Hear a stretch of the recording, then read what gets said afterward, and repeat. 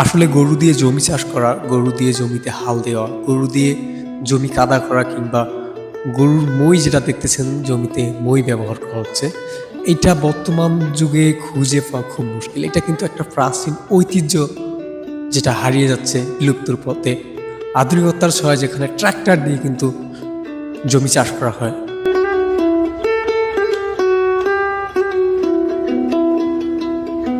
আর এরাই হচ্ছে গর্বিত মায়ের গর্বিত সন্তান, বাংলার দামান ছেলে যাদেরকে বলা হয়। একটা সময় হয়তো বা এই ঐতিহ্যের সাক্ষী হয়ে থাকবে এই দামান ছেলেরা।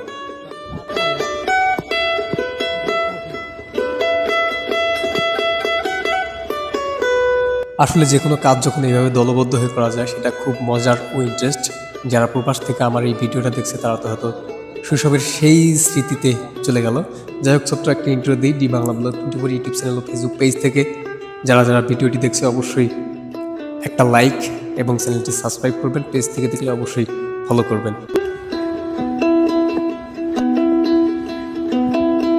এই ছিল আজকের এই ছোট্ট ভিডিওটি যদি আপনাকে কোনোভাবে ভালো লেগে থাকে তাহলে অবশ্যই একটা কমেন্ট করবেন। ভালো থাকবেন, সুস্থ থাকবেন। আল্লাহ হাফেজ।